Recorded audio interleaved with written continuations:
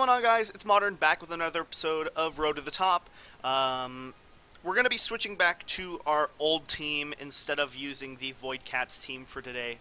Um, with the Void Cats team, it's just too RNG oriented, and even though it might be a little bit interesting to watch compared to this team, I just don't enjoy using the Void Cats team at all anymore. There's a lot of fun moments that the team has, and there's a lot of situations where it's, really cool if you can pick off a win, like getting shenanigans off with Dark Void, swaggering people and turning into them with Ditto. It's really interesting, but just not consistent enough at all for me to use, and it's just not enjoyable. When you're losing, half of your matches because people wake up on the first turn, you're usually relying on a 1 in 3 to 1 in 6 chance for your opponent to not attack. So obviously that's just, to me, it's not that enjoyable to do. So I'm discontinuing the team for now. I might use it sometime after Nationals maybe. I think I might use the Void Cats team for the International Challenge though. Just because there's a lot of techs on that team that work very, very well in Best of 1, and I assume a lot of people aren't going to have consistent checks to it. Whereas, it's funny, I say consistent checks to it, priority safeguards, stuff like that, but there's probably a higher chance to face that just playing regularly on BattleSpot than to actually face it in a slightly more competitive environment like the International Challenge, so yeah, I just think that I think it'll be fun to use for the International Challenge because that will be completely for fun. For this is more of practice for me.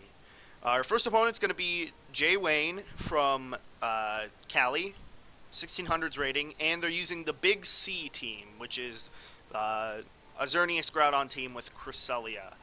And yeah, they're super standard, no reason to mess anything up here. They know what they want to pick. They're probably leading Kangaskhan or Smeargle plus Xerneas. For my side, I always lead the same exact thing. There's absolutely no reason not to, so I'm going to go for my usual setup. Kangaskhan YvelDon. It's able to stall out Xerneas' boosts, helps you set up for Trick Room, as they do actually lead Smeargle next to Xerneas. And let's see. Assuming this is the same as Conan's team, this is potentially a King Shield Smeargle, so I'm actually going to play aggressively straight off the bat, go for a Fake Out onto the Xerneas and a Snarl. If they do, for whatever reason, go for a Protect with Xerneas and a Dark Void, then I'm not in too bad of a position because the Xerneas will not be boosted at all. And in the case that they just Dark Void and Geomancy, they actually get the -1 drop, which is very, very, very good for me. So yeah, that's the hope, is that this first turn they don't try to make an aggressive play. However, they do protect Xerneas. Let's see if they protect Smeargle as well. Okay, and they're actually the Spiky Shield variant, so that's completely fine. That means this next turn I can just go for a simple Double Edge plus Snarl. The only way I really get punished here is if they get an evasion boost. But no, it's going to be attack and special attack. So completely irrelevant boosts, and like I said, I can just go straight for Double Edge, straight for a Snarl. There's really no reason for me to go for any other play. If they go for a Wide Guard with Smeargle, that's completely fine with me. But they don't. They just go for the Dark Void, or at least something that just uses its speed stat, because it had no priority right there. So Smeargle will go down. I'll take some recoil, which isn't the best for my Kangaskhan in this situation. But fortunately, the Snarl, if it does connect, will drop their special attack. And they're actually not a bulky Xerneas like the standard Big C team runs either. So this should be pretty easy. Just because Trick Room checks Xerneas so well. Normally, it's a little bit difficult to get rid of Xerneas because the Big C team usually runs a bulkier Xerneas. But in this case, since it's just a max speed Xerneas at the very least, then yeah, Trick Room can just sort of sweep through this team. And then obviously the special attack drop right here is really, really good for me because it makes setting up Trick Room much easier. And then now I'm in a position where I can actually just go for a Double Edge. I'll actually Double Edge into Xerneas and then go for a Snarl. No, actually, you know what? I'm going to double edge into their Kangaskhan, just in case if they go for a power punch and a protect. Um, Dazzling Gleam shouldn't be able to pick up a knockout right here. I assume they're just going to go for a fake out and a Dazzling Gleam. If they do go for Moonblast, they can pick up a knockout this turn, but I'm free to just either protect and Trick Room, or... Oh, but they actually attack YvelDon. Okay, so they might be going for Dazzling Gleam now. Okay, and they do, but both of my Pokemon should survive, barring critical hits right here. YvelDon actually goes down, but that's fine. Kangaskhan will actually KO itself with the double edge recoil too, so yeah, I'm in a really good position now. The Kangaskhan's really low, in range of Precipice Blades.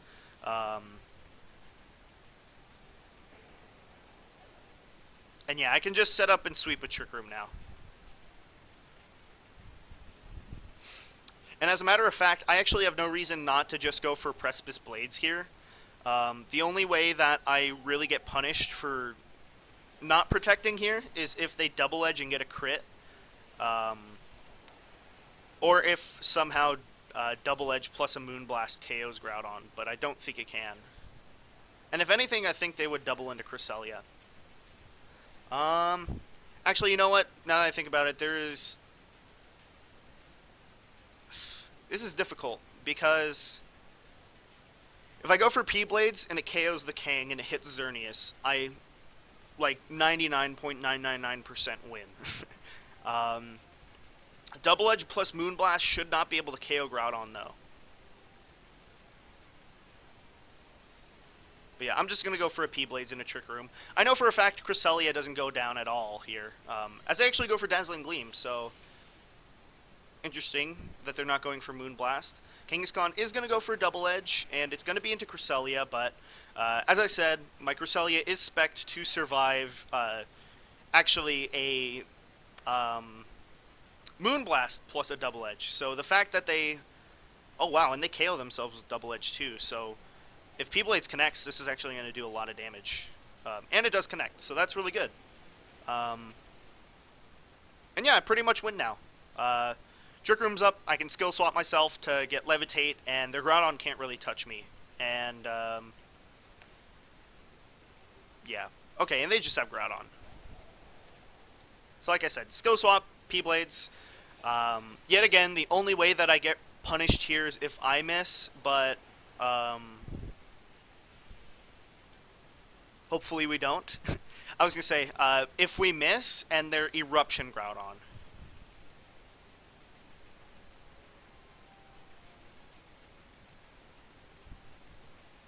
And they just forfeit, so they know. They're very unlikely to win. And even if I missed the P-Blades, they wouldn't have a good way to KO my Groudon. They would basically need to crit my Groudon multiple times.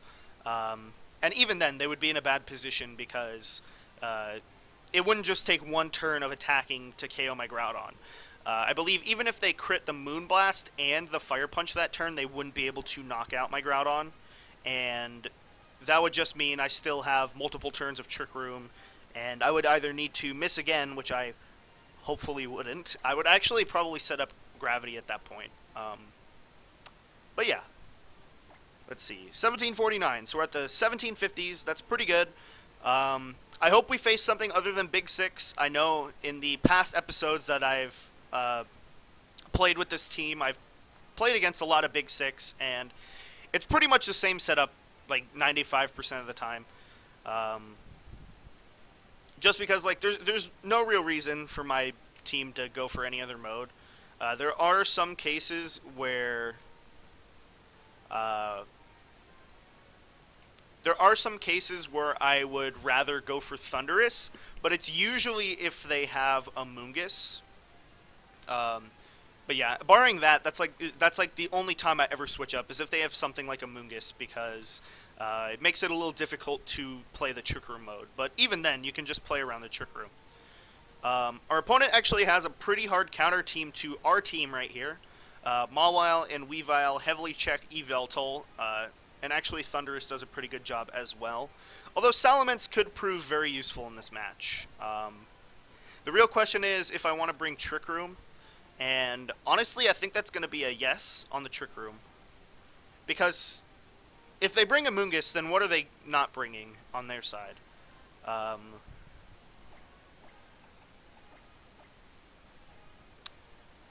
don't know, but the Trick Room also makes me weaker to Weavile.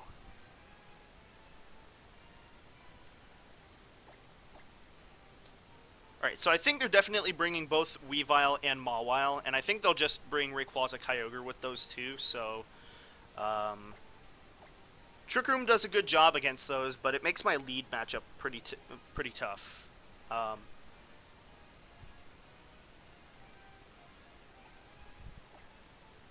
think I'll just lead Salamence, Cresselia, and then go Groudon and YvelDon in the back. Because the Trick Room, it's like, Cresselia is good against Rayquaza, but the issue is if I bring Cresselia and they bring Weavile and Mawile, then they intimidate my Salamence, and Cresselia doesn't have the best of matchups. Okay, but they actually bring Thundurus, so that's pretty interesting. I guess they were assuming I was going to bring my own Thundurus, but the Intimidate's going to be very, very useful right here. They're heavily threatened by Thunder Wave, obviously, because... or sorry, if they go for Thunder Wave, because I can just set up Trick Room. So this is actually a pretty good, solid lead matchup for me right here.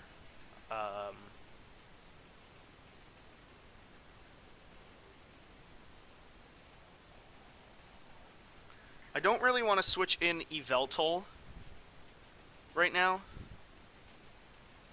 I might just switch into Groudon and then go for an Ice Beam.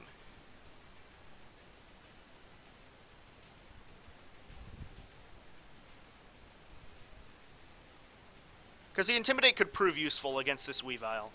I assume they'll just fake out one of my Mons and then go for a Taunt or a Thunder Wave. And in almost every single situation right here, like, unless they go for a knockoff onto Cresselia, then they're not really accomplishing anything with this turn. And then I can easily just, like, if I predict them to have Hidden Power Water Thundurus, which they probably do, then I can just switch out into Salamence again. Oh, do I disconnect? Do they? I think they might have disconnected. They do fake out Cresselia, and they're actually Life Orb. And they go for the Taunt, so they were just playing around me having the Mental Herb. But my opponent DC'd, so... I mean, the leads played out exactly like I said. If they fake out and do anything with Thundurus, then it's a moot turn. I was going for Ice Beam, so if they fake out in my Groudon slot, I still got an attack off. And yeah, the best thing that they had right there is they got some fake out damage. But that was my goal for that turn. It's unfortunate that they disconnected, though, because that would have been a pretty interesting match. Given that they brought Thundurus, it meant that they probably didn't have Weavile, and I would assume they would have brought Rayquaza and Kyogre in the back. We're going to play against Diego from Cali, so yet another Cali player, and this guy's actually in the 1700s with... I love this dude. Okay, he deserves an award for this team. This is actually a pretty good matchup for me, though. Kangaskhan YvelDon is really good against everything here. Groudon and Cresselia are also really good. I assume they're going to bring Rayquaza, Seismitoad, Xerneas, and something else. Well, like, YvelDon is really, really strong right here. He's got two Pokemon that are hit super effectively by it. He has two Pokemon that can... At least two Pokemon, being Xerneas and Avalugg, that can actually hit YvelDon super effectively with Fairy or Ice-type attacks. But, like, their entire team is weak to Trick Room, so that's pretty good. The only reason I'm not leading off with Trick Room is because if they have Seismitoad, then I want to start snarling it right away. And I think the Fake Out's really good for stopping any setup, whether it's Rayquaza setting up or Xerneas setting up. And then I can also threaten, like, if the Rayquaza has Swords Dance or something, I can just go for Foul Play. So let's see, because I'm not really sure. They lead Xerneas and Latios, actually, so pretty cool lead. I'm really interested in seeing what set they have on Latios, because I'm not really sure what anybody would run. They might just go for a Psychic or something this first turn, but, like, I have a really good play. I can just go for a Fake Out into Xerneas and then a Snarl. If they set up Tailwind, it doesn't really matter in this matchup because I have Trick Room and Latias can't really do anything to Yveltal. So at the very least, I'm preventing damage on Yveltal or stopping them from setting up. And it looks like he's going for the Geomancy or something. Oh, and the guy I played last match actually just tweeted me. He said he DC'd because of bad Wi-Fi. Alright, Draco does pretty much nothing to Kangaskhan. Does under 50%, and now both of his Pokemon are actually getting snarled. And so now I'm in a really good position. His Latios is at like -3 special attack. And then Xerneas is actually in range of Double Edge, I think. And I can actually just Double Edge and Snarl right here. Yeah, they don't have any Pokemon with Intimidate, so this is pretty interesting. Because I should be able to KO Xerneas with a Double Edge. If they're like super, super, super bulky, then I guess they survive, but they're not going to KO either of my Pokemon right here. And then Snarl is just good against any switch-in he has. Let's see, he switches out into he switches out the Xerneas into Metagross actually, so it's going to resist the Double Edge right here. But Snarl's going to do a lot of damage, as they actually go for Safeguard, so maybe they have Safeguard Swagger combination or something. Wow, and Double Edge crits. Yeah, I was going to say, that did a lot of damage. And he actually might be in range of Snarl right here, too. So yeah, the Snarl comes out, hits both. Almost picks up the knockout on Metagross. Okay, so this is pretty interesting. I think I can just go for a safe Sucker Punch onto the Metagross, and then a Snarl. He actually protects with Metagross, so we're not sure if he's Mega yet. Let's see, what does the Latias go for? Tailwind? Okay, so they do have Tailwind, which is what we figured. But we're still in a really good position because we're going to KO the Latias right here. We know that they have Xerneas in the back. But since they don't have the boosts or anything, they're not going to be dealing too much damage. So I think this turn I'm just going to go for a Double Edge and a Xern and then a Snarl. Like, if they have Iron Head or something on Metagross, that's completely fine with me.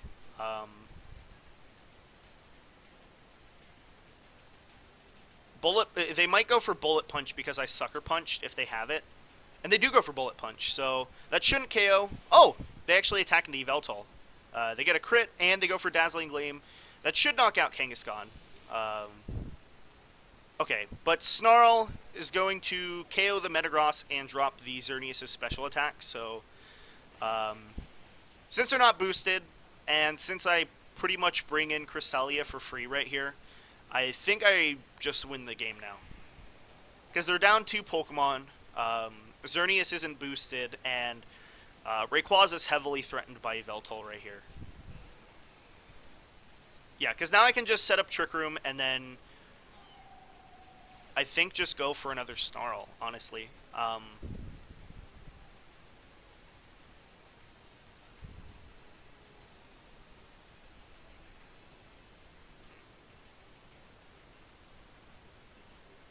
Like,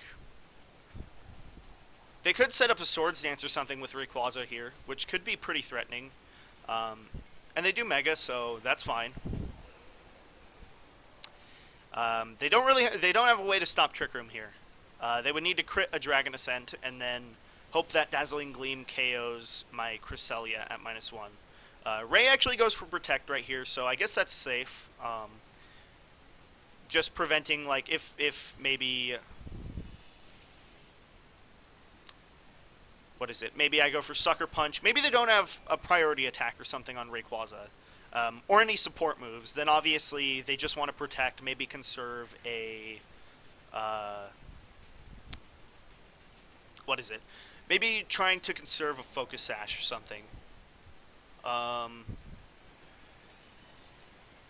mean, the Rayquaza can't really do anything to Groudon, so I can pretty much just go for What should I go for? Because I'm scared their Rayquaza might be Assault Vested or something, and I'm also scared that Precipice Blades won't KO the Xerneas. But I don't think it really matters. I think I can just go for Gravity and Precipice Blades. I was going to say I might Fire Punch Ice Beam into Zern, but he could Protect. And I don't want to waste a turn of mine going for that. I'd rather just go for sort of guaranteed damage. If he's something like Earth Power Ray, that could be very bad. But Cresselia is in a position where it should be able to finish up this match by itself. Even if he does manage to KO the Groudon. And actually KO Xerneas. Crit onto Rayquaza doesn't really matter at this point, just because it did KO the Zern. And they actually have Flamethrower Rayquaza, so just to add that on top of everything, they don't really have a good way to attack it. And yeah, that's going to be the end of the match. So, pretty interesting team. I'm surprised this guy's in the 1700s a bit. I mean, they brought two Psychic types against an YvelDon, and they just let me snarl everything. And then I'm a little bit surprised they didn't try bullet punching my Kangaskhan in that match. But I guess it's understandable, since they didn't have Life Orb or anything, it probably wouldn't have knocked out anyways. I was just saying it wasn't going to knock out anything because my Kangaskhan's bulky, but with the Dazzling Gleam, I guess that was fine. But if it didn't knock out my Kang for whatever reason, they 100% lost the match. So that's why I was saying they would probably just bullet punch the Kang. But yeah, that's going to be the end of the episode, guys. Pretty quick episode.